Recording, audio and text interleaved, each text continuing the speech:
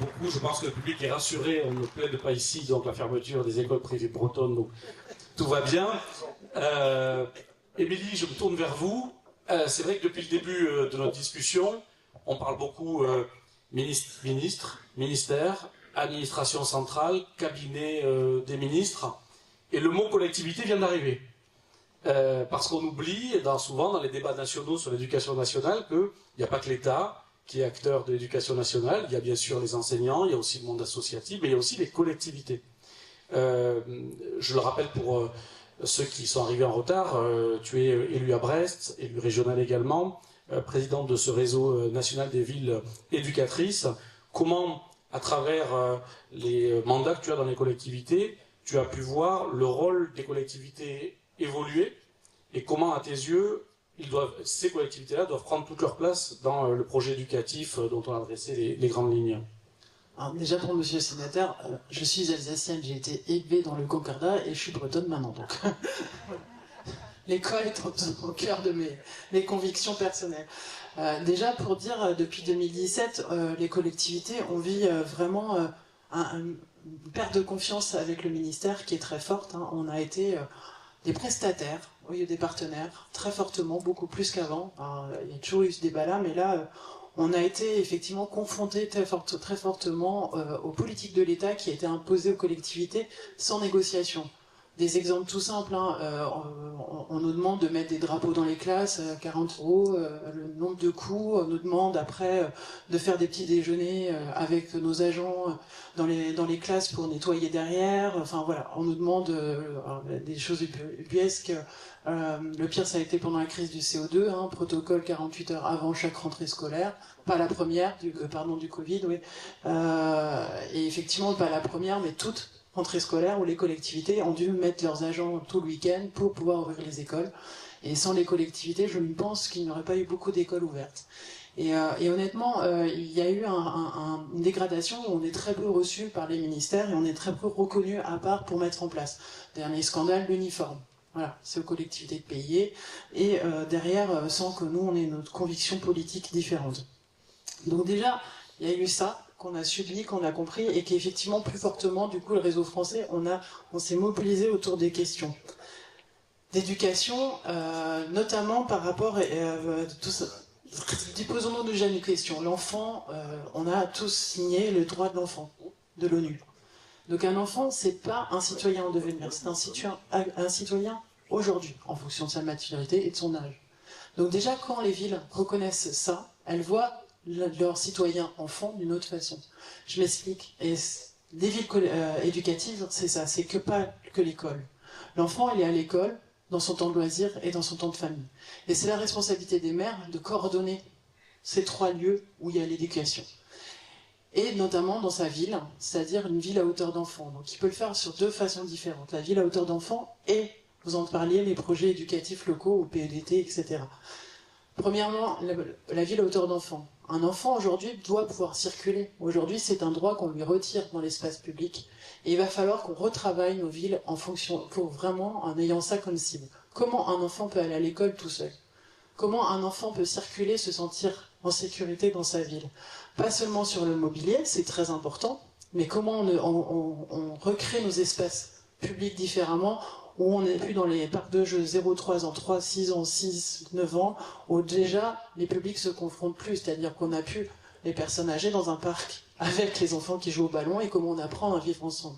Comment un enfant apprend à explorer sa ville et pas dans des jeux imposés par la vision de l'adulte, mais comment lui, il peut aussi se réorganiser, se réinventer et expérimenter dans sa ville.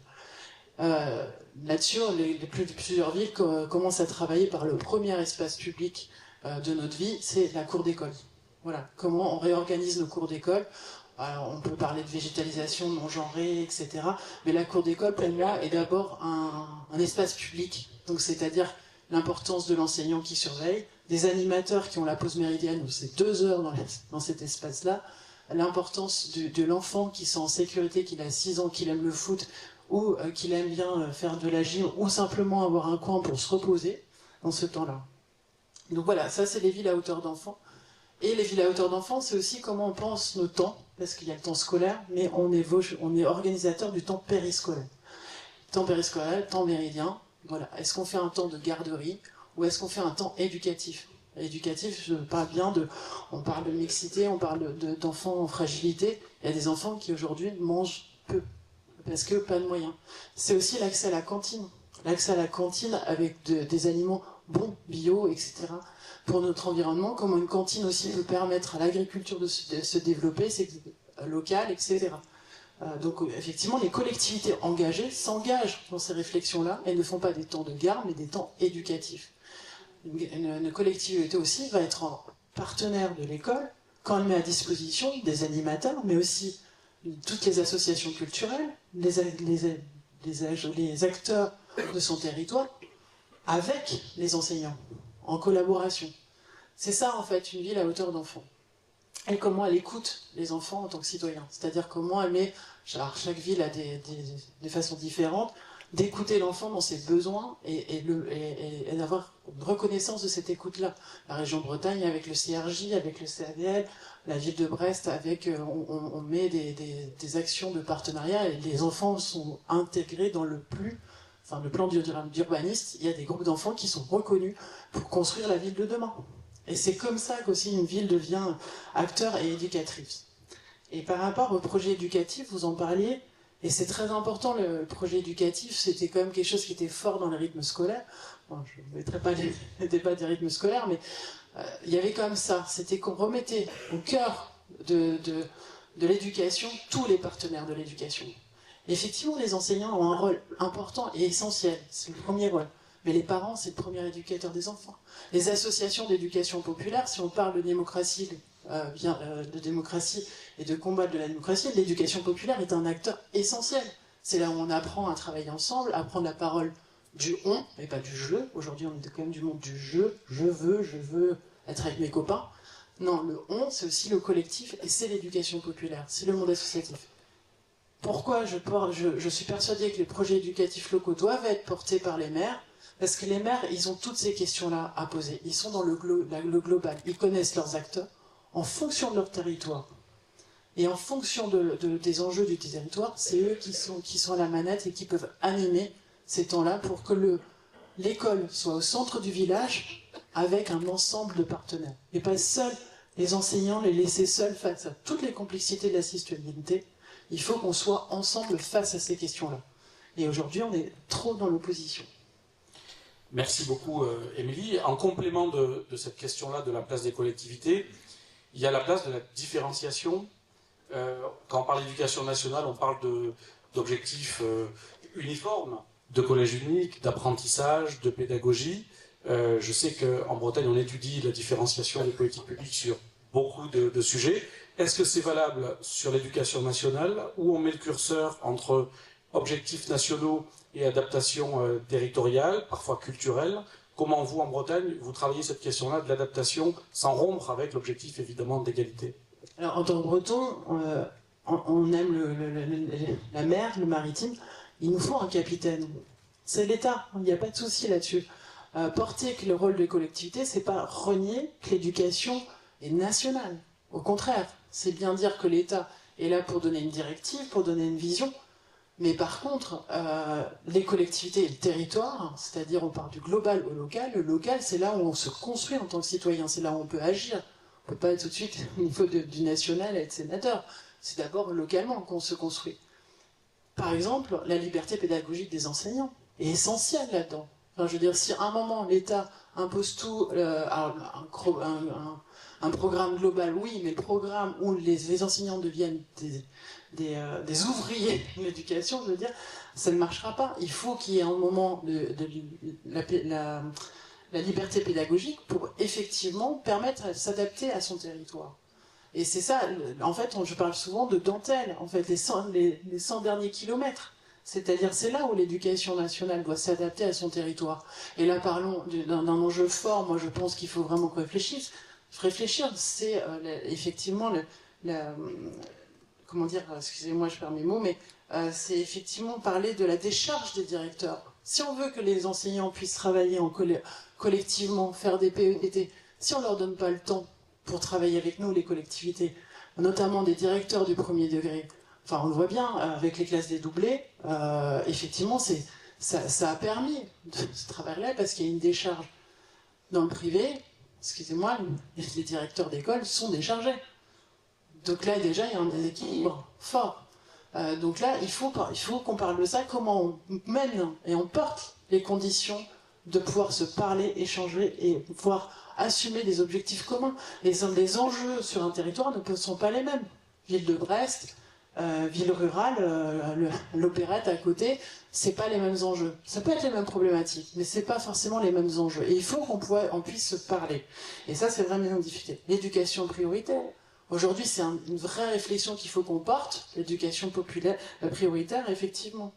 Et juste, je voulais aussi rebondir sur un enjeu fort qui a été porté là depuis 2017, c'est les 3 ans obligatoires.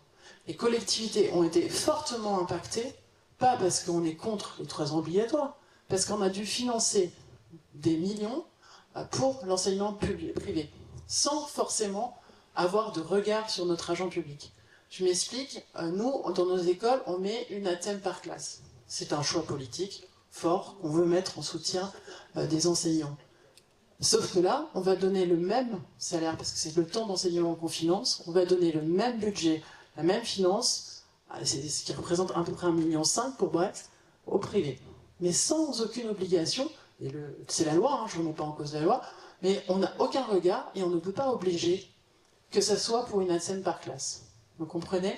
Donc c'est pour moi un problème démocratique où l'argent public, on a été élu parce qu'on a une ATSEM par classe, enfin pas que ça, mais quand même, mais on ne peut pas obliger, conventionner, obliger le privé pour ces financements-là. Et ça pose un autre problème démocratique, c'est que quand une collectivité met des moyens, justement par rapport à la mixité scolaire, met des moyens supplémentaires dans nos écoles REP, je sais pas, moi je finance par exemple des livres pour que ça arrive aux enfants, et dans leur famille, je leur paye des livres. Voilà, complément à intégralité de l'école, etc. Et ben, je dois donner ce budget-là aux écoles privées. Parce que je donne aux écoles REP. Ça, c'est un problème démocratique. C'est plus on va faire les villes dans le temps scolaire pour les écoles les plus en difficulté, plus on va devoir financer les établissements privés. Donc c'est un vrai sujet démocratique. Merci. Et juste, je voulais, excusez-moi, juste sur un point, on confronte souvent la ruralité avec les métropoles. Moi, je suis sur une métropole, effectivement. La ruralité, c'est aussi essentiel, les projets éducatifs. On a trop de maires aujourd'hui qui sont confrontés face à l'éducation nationale sans aucun débat sur les ouvertures-fermetures d'écoles. Que du public. Je pose juste la question, pourquoi pas du privé? On n'a aucun regard là-dessus. Pourtant, c'est des postes d'éducation nationale. Par contre, aujourd'hui, les maires sont confrontés seuls face à cette problématique où ça leur tombe dessus, fermeture, ouverture de classe, fermeture d'école, etc. Aucun débat, aucune discussion. Je ne vois pas un maire aujourd'hui qui doit rénover son école, le faire d'une façon juste pour dire qu'il a une école dans son village. Aujourd'hui, les maires, ils sont conscients que c'est des millions quand on rénove une école, quand on retape une école, quand on investit dans l'immobilier de l'école. C'est des budgets énormes. Aujourd'hui, il faut qu'on ait une confiance avec l'éducation nationale, comment on organise l'école en termes d'aménagement de territoire. Les lycées, aujourd'hui, on va être confronté à une baisse démographique. On y réfléchit avec la région Bretagne, effectivement, sur comment on va récupérer notre réseau de lycées. Et ça ne va pas être juste fermeture, ouverture de classe, mais c'est quelle utilité dans un lycée, dans un aménagement de territoire, quelle utilité et besoin pour les enfants. Il y a des enfants, ils ont besoin d'aller dans des établissements centre-ville un peu lourds parce qu'ils ont besoin d'aller dans la rencontre. Et puis il y a des enfants qui ont besoin d'être dans des petits lycées, etc. Parlons de besoin des enfants, besoin de territoire et besoin des équipes éducatives. Merci beaucoup, Émilie. On peut l'applaudir, effectivement. Parce que beaucoup de sujets ont été abordés. Merci d'avoir déjà fait le lien à travers la question, par exemple, de l'alimentation, entre l'école et son environnement. Et je compte sur le vice-président ici, Arnaud Lécuyer, en charge de l'agriculture, évidemment, pour approvisionner, et Isabelle Perrin, bien sûr, mais là, en l'occurrence, je voulais parler d'agriculture, pour apporter les meilleurs produits pour qu'Isabelle Perrin puisse, après, dans ses lycées, évidemment, apporter, et le reste des établissements, puisque ce sont des circuits logistiques qui profitent à tous, une meilleure alimentation à tous.